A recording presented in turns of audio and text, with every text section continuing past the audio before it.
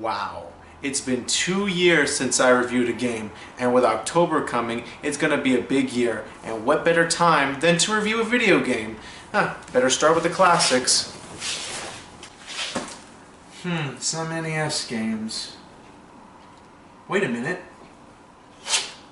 Wizards and Warriors. This is a good game to talk about. Hey, BBD, where's my notebook? I'm trying to make a list of movies for Halloween. Oh, it's on the desk with a picture of a... Never mind. Well, since that distraction's over, let's start.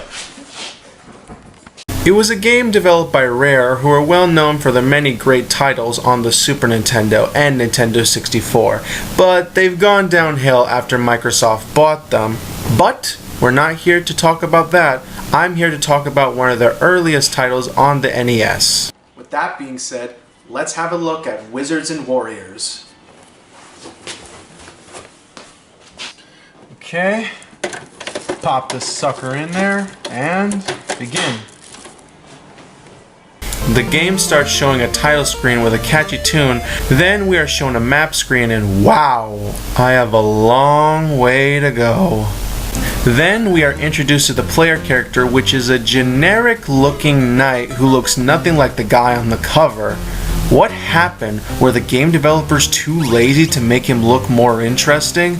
The way the character holds his sword is like his hands are glued to it. He's holding it like he's going to the bathroom. I need to go just as bad as you. What I had this morning, I don't even wanna say to you. The game is a basic side-scrolling action platformer which has some elements to open-world games, where you need to find keys to open treasure chests that are important on your quest. Inside the chest are weapons or magical items. Sometimes the chest could have some gems hidden in them, which are used as currency to get past the guards, which are blocking your path to get to the boss. So that means they're secretly working for money bags from Spyro the Dragon. Most of the times you need 100 or more gems to get to your destination. If you die, you come back into the same place. The music that tells you that you're going to die from a great height or near death sounds more joyous than suspenseful.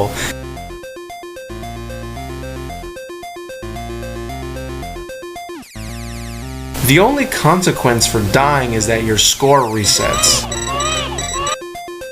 The enemies in the game are spiders, birds, and bees. Wait, he holds his sword rather disturbingly and now he fights birds and bees? If you guys know what I'm talking about, you're probably wondering, were those intentional? Also, you don't always have to hit the B button. So long as the tip of your sword touches an enemy, it doesn't matter. Be careful that it doesn't get circumcised, though. After you defeat the first boss, which is just a skeleton throwing bones, you save the maiden and enter the second level. And let me tell you, this is where it gets difficult. You have to get a special item or else you'll never make it to the end of the game. You can pass a level without getting it, but if you do that, you're done for. The item is hidden in a certain part of the level, but first you need a different colored key, but that's not it. You have to do a ridiculous jump because of a cliff that is hard to reach. The trick is not to tap the jump button, but to hold it. This is required a few times, but you'll get the item eventually. The item is a feather that helps you glide in certain places. It is required for certain parts of the game. In games nowadays, you glide by holding the jump button, but not in this one. You hold up and then press A. But of course, if you want to go in different directions, you can just press left or right. On the way to the second boss, you fight some purple bats. Once you reach the end, you fight the boss, which is a giant purple bat. Once you beat it, you proceed to... Oh my gosh, it multiplies! Sorry about that. You enter and rescue the next maiden and head to the third level. The third level has you walking on lava and riding bubbles. I've got nothing to say here. You fight the next boss, which is just scrap paper. I couldn't make this stuff up even if I tried. You go inside and save Galadriel from Lord of the Rings? Odd. The fourth level is a maze. It's hard to find the door, and finding the keys is just a chore. Wait, did I just rhyme? The next boss has you fighting a hooded figure that shoots out brown navis. Oh, come on. I already went through this with Ocarina of Time. Don't make me go through it again.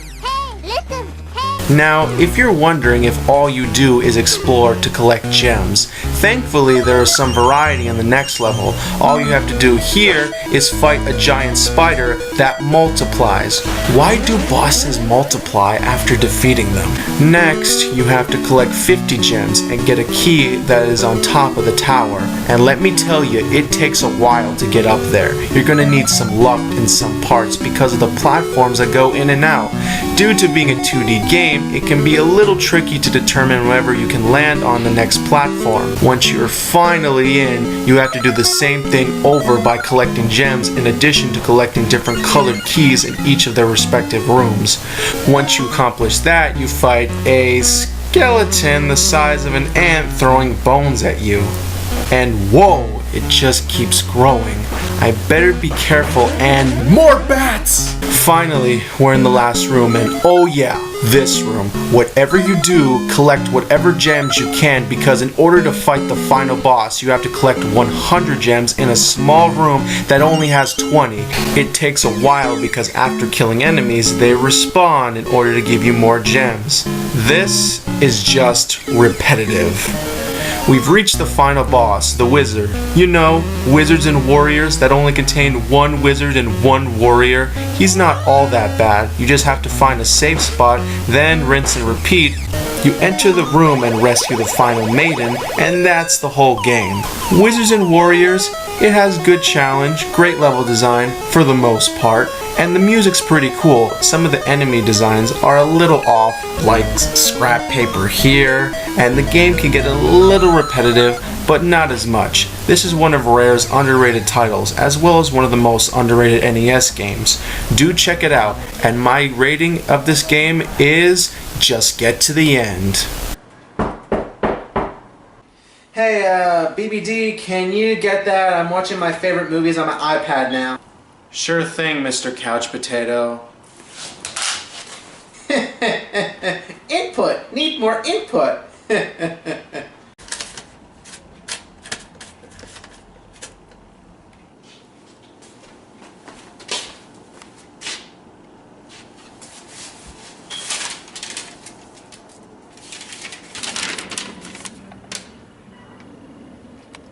What the...